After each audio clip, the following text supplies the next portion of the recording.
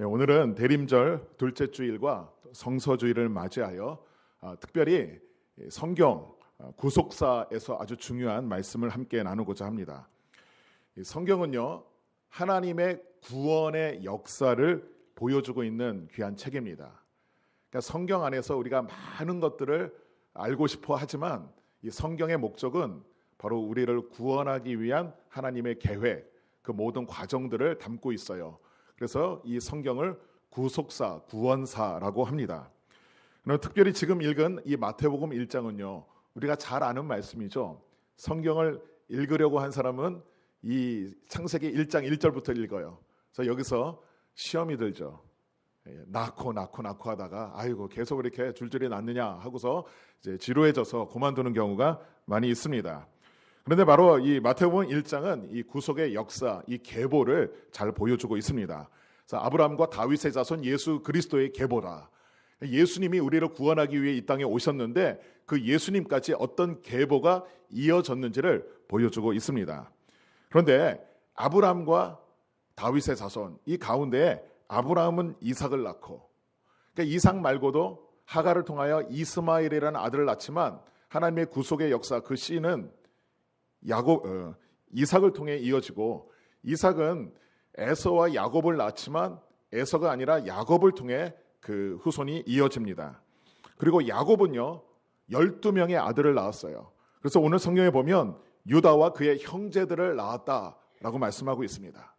그런데 여기서 우리가 오늘 아주 중요한 말씀을 함께 나누고자 해요. 왜 하필이면 12명의 아들 가운데서 유다였느냐라는 거죠. 그러니까 12명의 아들 중에서 장자는 르우벤이라는 장자가 있어요. 그런데 그 장자를 제끼고, 그리고 이 창세기 역사 가운데 이 창세기에서 마지막 대미를 장식하는 이 야곱의 아들 가운데 11번째 아들, 아주 위대한 인물이 있죠. 그가 누구예요? 요셉입니다. 이 요셉.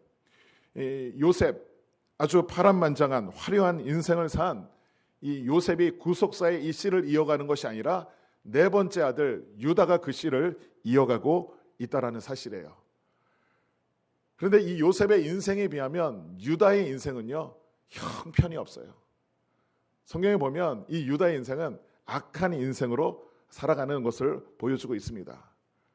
그런데 이 유다가 마지막 부분에 아주 귀한 고백을 합니다.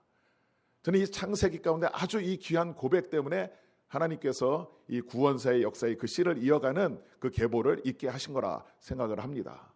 바로 그 고백이 뭡니까? 바로 오늘 우리 말씀의 제목이에요. 우리 같이 따라서 한번 해봅시다.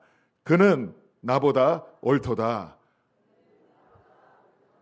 이 귀한 고백을 유다가 합니다.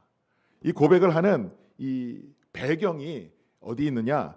창세기 38장에 가면 우리가 살펴볼 수가 있습니다. 창세기 37장부터는요 요셉의 인생이 시작이 됩니다. 이 요셉이요 야곱의 아들 가운데서 아주 야곱이 사랑을 했죠. 편애를 했어요. 그래서 형제들의 질투를 받았죠. 그런데 더더군다나 형제들이 싫어했던 이유는 요셉이 꿈을 꿨는데 자신의 형제들이 자신에게 절하는 꿈이에요. 아주 싫어했죠. 그래서 그 형제들이 요셉을 죽이려고 해요. 그러니까 어느 날 기회를 봐서 죽이려고 하는 그 순간에 맏형인 르우벤이 죽이지는 말자 하면서 이제 구덩이에 쳐넣죠. 그런데 이 중에서 유다가 이 요셉을 미디안 상인에게 은 20에 팔아버립니다. 그리고 아버지에게는 악한 짐승에게 잡혀먹어 죽었다라고 전합니다. 야곱이 엄청난 통곡을 하는 거죠. 야곱의 집안에 큰 비극이 일어나게 된 거죠. 그 일을 주도한 장본인이 바로 유다예요. 그래서 유다는요 그 가족 공동체에 같이 있을 수가 아마 없었을 거예요. 그래서 창세기 38장 1절을 보면 그 후에 유다가 자기 형제들로부터 떠나 내려가서 아둘람 사람 히라와 가까이 하니라. 가족을 떠나요. 형제들을 떠나서 이 가나안 땅으로 가요. 이방 땅이죠. 이방 땅의 수도인 아둘람. 거기에서 히라라는 친구랑 가까이 지내는 거예요. 오늘날 치면 세상 밖으로 가서 세상 친구와 어울려 지내는 거죠. 그리고 2절에 보면 가나안 사람 수아라 하는 자의 딸을 보고 마음에 들어서 동침을 했다.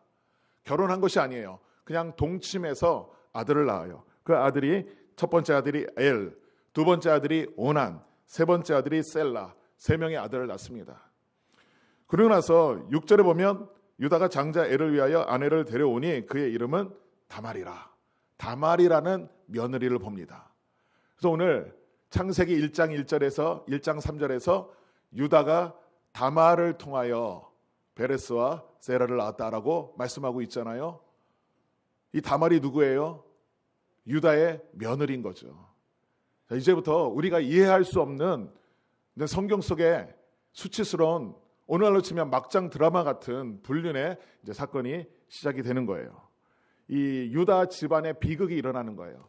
그가 아버지의 품, 그 가족, 신앙의 공동체를 떠나서 세상으로 갔기 때문에 그 안에서 비극이 일어나는 거죠.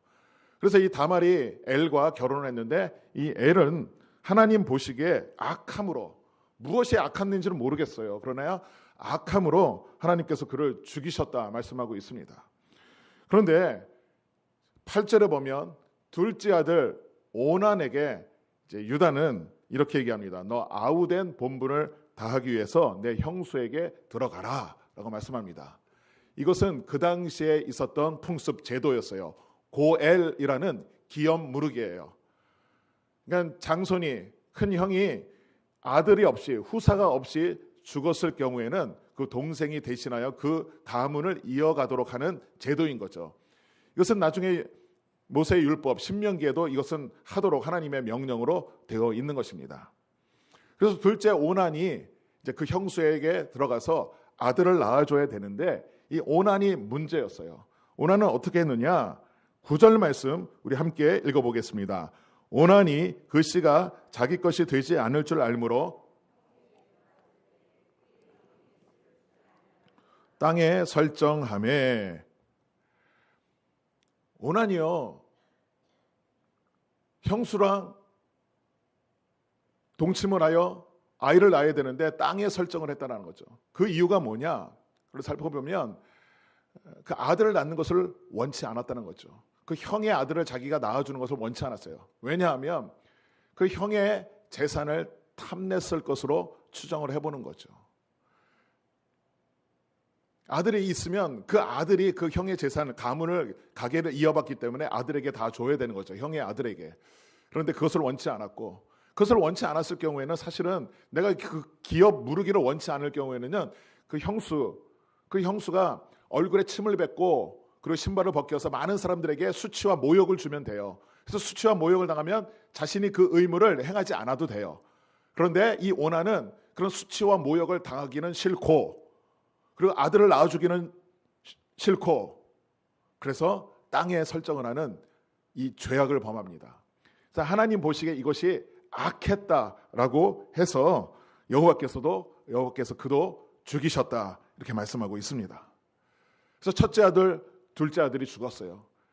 근데 마지막에 셋째 아들만 남았어요. 그런데 이 유다가 셋째 아들도 그의 형수에게 주어야 되는 것이 법인 거예요. 이것이 당연한 거예요. 그런데 유다의 마음이 지금 달라졌어요. 바뀌었어요. 왜 바뀌었냐? 첫째 아들, 둘째 아들이 죽었는데 셋째 아들마저 죽으면 어떡하나, 이 걱정이 생긴 거예요. 그러면서 이 다말에게, 며느리에게 11절에 보면 수절하고 내 아버지 집에 있어 내 아들 셀라가 장성할까지 기다리라. 셀라도 그 형들같이 죽을까 염려함이라. 그래서 다말 보고 수절하고 아버지 집에 가라 명령을 하는 거죠. 근데 이렇게 명령할 수가 없는 거예요. 왜? 아무도 없을 경우에는 그렇지만 막내 아들이 있기 때문에 그렇게 수절하도록 명령해서는 안 되는 거죠. 근데 유다는 이 자신의 아들들이 죽은 그 모든 책임을 다 이 며느리에게 돌리고 가서 수절하라. 너 때문이다. 이렇게 이야기하고 있는 거죠. 지금 유다의 문제는 뭡니까? 자기의 아들들이 죽었는데요. 이 아들들이 죽은 이유가 뭡니까? 성경은 분명히 말씀하고 있어요. 여호와 보시기에 악함으로. 그러니까 악한 일을 했다라는 거예요. 그러니까 어떤 악한 일을 했는지는 몰라요. 그런데 이 악한 일을 한 것을 알고 깨달아야 되는데 깨닫지 못하고 며느리에게 다 책임 전가하고, 그래서 이 며느리 보고 가서 수절하라라고 명령하는 거죠. 오늘 우리의 삶 가운데 이런 유다의 모습이 나타나는 데가 있습니다. 많은 사람들이 너 때문이다, 너 잘못이다, 며느리가 잘못 들어와갖고 이런 일들이 벌어졌다라고 이렇게 얘기하는, 그래서 가정에 불화가 생기는 경우가 많습니다. 오늘 말씀의 제목이 그는 나보다 옳도다. 이렇게만 되면 얼마나 좋습니까? 그런데 우리는 반대로 살잖아요. 나는 옳고 너는 틀렸다. 나는 옳고 너는 틀렸다. 다 너 때문이다. 그래서 원망과 불평을 합니다. 그런데 이것이요, 사실은 아담과 하와 때부터 온 죄악된 선악과를 먹은 죄악된 우리 사람의 성품인 거예요. 그래서 선악을요, 자신이 스스로 판단을 해요. 자신 유리하게. 그래서 나는 옳고 너는 틀렸다. 이렇게. 그래서 모든 이 지구상에서 일어나는 가정과 모든 이런 사회 속에서 일어나는 갈등이 바로 이것 때문이죠. 나는 옳고 너는 틀렸다. 서로 정죄하고 싸우는 겁니다. 그런데 이 반대로 나는 나보다 너가 옳도다. 당신이 옳다라고 인정만 한다면 모든 문제가 다 깨끗이 해결될 줄로 믿습니다. 그런데 유다는요, 이것을 바라보지 못했어요. 이런 상황에 12절에 보면 유다의 아내마저도 죽습니다. 이 수아의 딸이 죽었어요.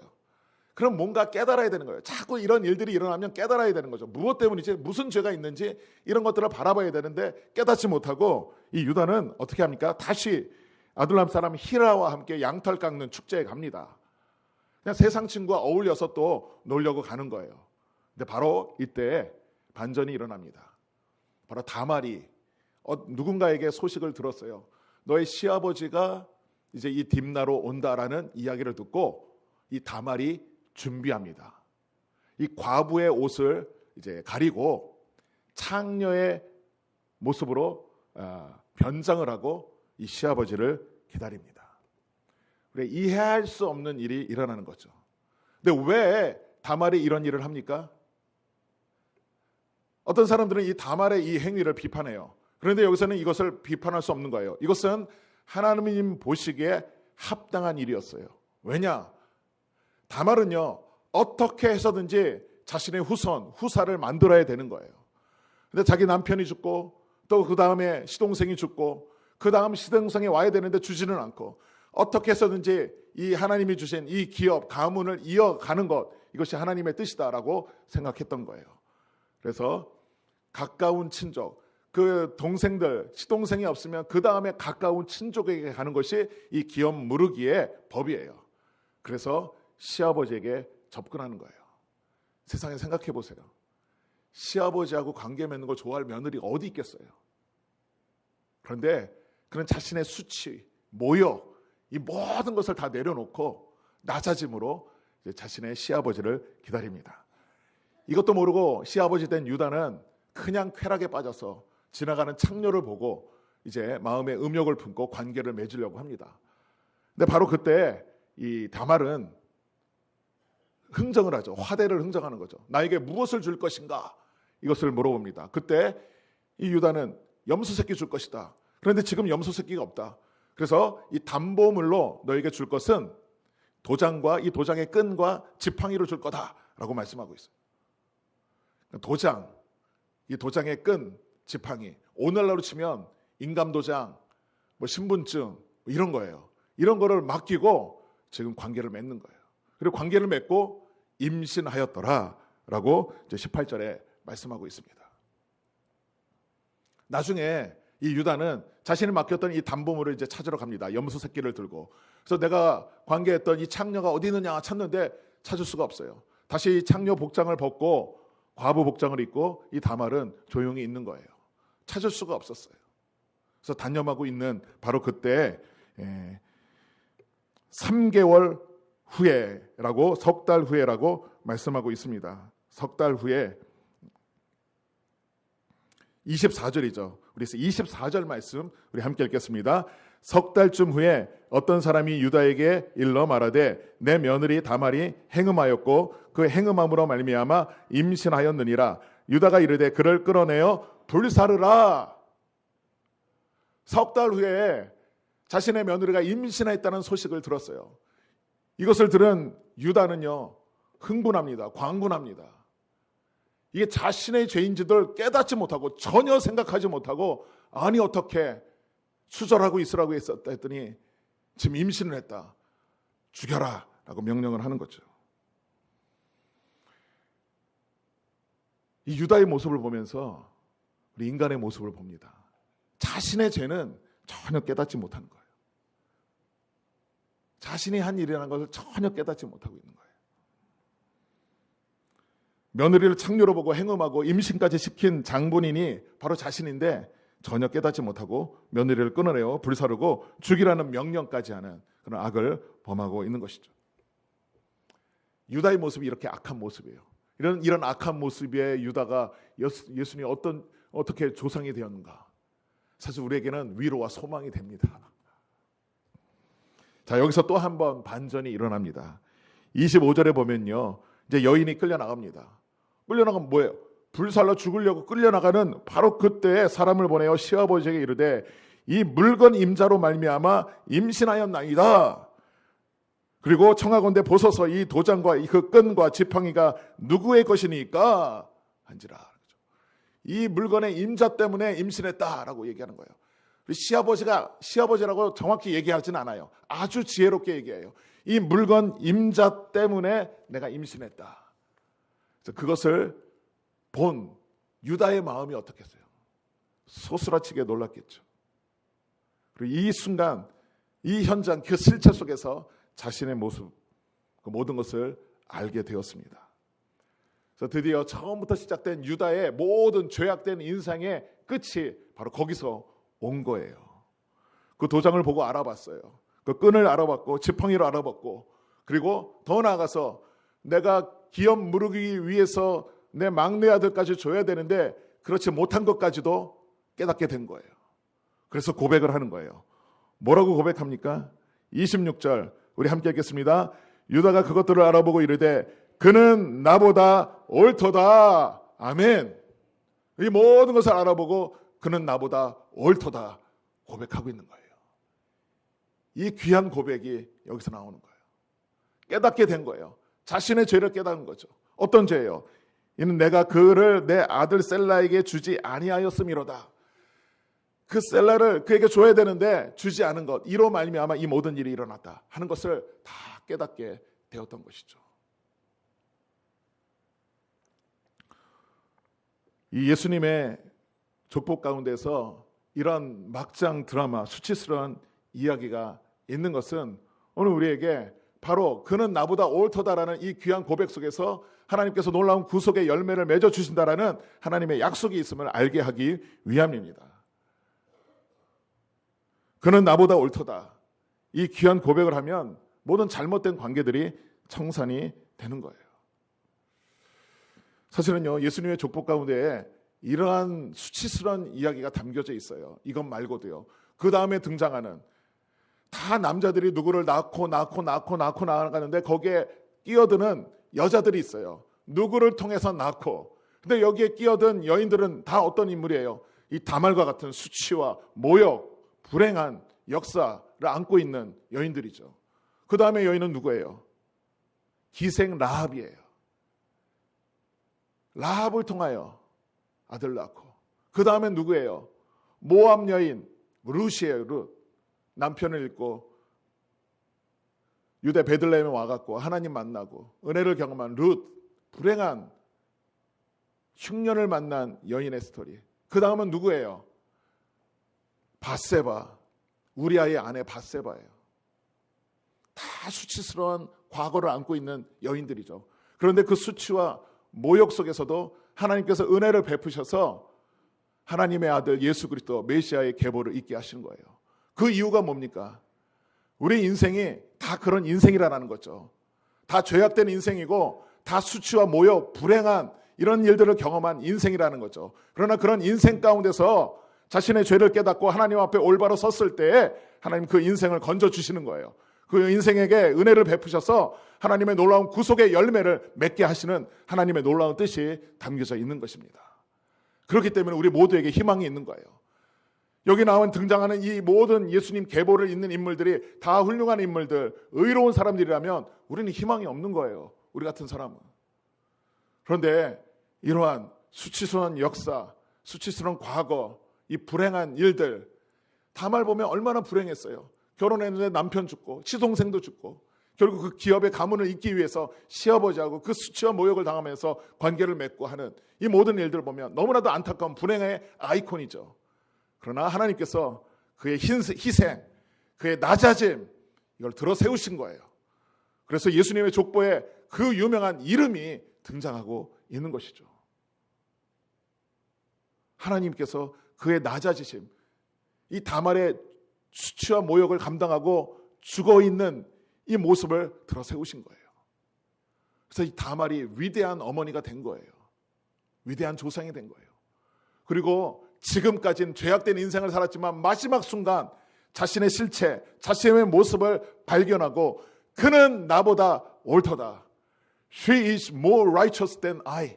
이러한 귀한 고백을 한 유다도 하나님께서 귀한 하나님의 구속사의 역사에 계보를 잇는 인물로 세워주신 거예요. 어쩌면 다말보다 더 위대하게 된 사람이 유다인 거죠. 네가 나보다 옳도다. 이런 귀한 고백을 할 때 하나님께서 그 인생을 사용하여 주실 것을 믿습니다. 우리는요, 늘 내가 옳다, 남이 틀렸다, 너가 잘못했다라고 이렇게 얘기를 합니다. 그러면서 결정적인 악을 범하게 되죠. 그러나 우리는 항상 평생 나보다 당신이 옳다라는 것을 인정하고 살아가시기를 간절히 바랍니다. 이러한 인정, 수치, 모욕, 낮아짐, 그리고 그 회개 속에 하나님의 영적인 열매, 그 구속사의 귀한 영혼들이 살아나는 열매가 나타나는 것을 믿으시기를 바랍니다. 저는 지난주에 직원회가 있었는데 저를 향한 많은 말씀들을 들으면서 또 제가 부족한 면, 또 저의 잘못한 부분들을 말씀해 주시는 분들의 말씀을 들으면서 한편으로는 오해도 있고 또 여러 가지 많은 제 개인적으로 생각할 때는 억측이다 바라보며 억울한 느낌도 있었습니다. 그런데 하나님께서 계속 말씀하시고 계속 깨우쳐 주시는 것은 그들의 말이 옳다라는 것이죠. 제가 잘못한 부분들이 너무 많이 있었고 그것을 제 자신이 유다처럼 알지 못하고 깨닫지 못했던 부분들이 너무 많이 있었어요. 스스로 속고 있었던 거죠. 내가 괜찮은 사람인 것처럼 스스로 착각에 빠졌던 거죠. 사실은 별 볼 일 없는 무능한 존재이고 마치 깨끗한 척했지만 더럽고 욕심 많은 그런 존재였고 마치 정직하고 그런 것처럼 내세웠지만 거짓된 모습이 있었고 존중한다고 했지만 사실은 무시하고 사랑하지 못했던 부분들이 많이 있었습니다.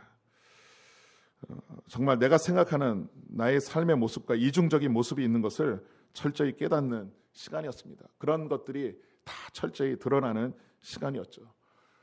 그래서 저의 이런 실체 참모습을 깨닫게 해주셔서 너무 감사를 드립니다. 진심으로 감사를 드립니다. 여러분들의 말씀들이 다 옳고 제가 반성하는 부분들이 많이 있었습니다.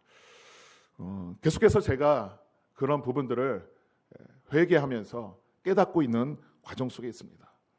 제 모습을 다시 바라보고 있는 그런 모습들. 저는 이런 일들을 겪으면서 제 앞으로의 목회 인생에 하나님께서 주시는 또한 새로운 전환점이 되리라 믿습니다. 더 많은 것들을 사실 말씀드리고 싶지만 시간 관계상 그리고 또 제가 아직 준비하지 못한 부분도 있고 나중에 또 기회가 있으면 제가 말씀드릴까 합니다. 저희 실체를 다시 한번 제가 깨달아가는 과정 속에 있습니다. 여러분에게 죄송하면서 여러분이 오르며 또 여러분에게 감사한 마음뿐입니다. 그리고 마지막으로 여러분에게 제가 목사로서 또 설교자로서 부탁드리는 것은 저뿐만 아니라 여러분들도 그는 나보다 옳도다 이 귀한 고백으로 앞으로 평생 살아가시기를 간절히 바랍니다. 하나님이 가장 기뻐하시는 고백입니다. 이 고백은 하나님 최고로 여기셔요. 이 고백 속에서 하나님께서 놀라운 은총과 구원의 열매를 맺게 해주실 것입니다. 우리는 내가 옳다 너가 틀렸다 이 프레임에서 벗어나시기를 바랍니다. 항상 내 문제를, 나 자신을 보면서 내가 하나님 앞에서 어떤 모습인가를 늘 돌아보면서 죄인인 것을 회개하고 깨닫고 하나님 앞에 겸손한 모습으로 나아갈 때 하나님 나를 사랑하시고 나를 통해서 하나님의 위대한 역사를 이루실 것입니다.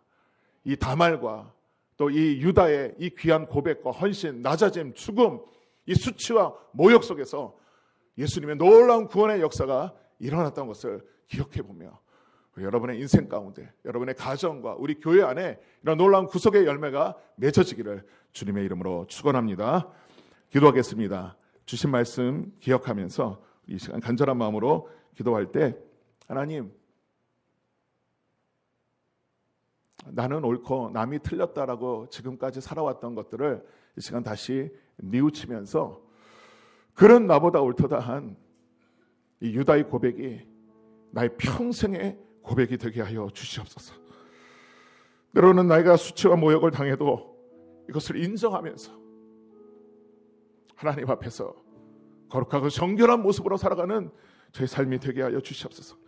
그리할 때 생명이 살아나는 역사가 있게 될 줄로 믿습니다. 나보다 다른 사람이 옳도다 해야 되는 이유는 우리가 다 100% 죄인이기 때문입니다.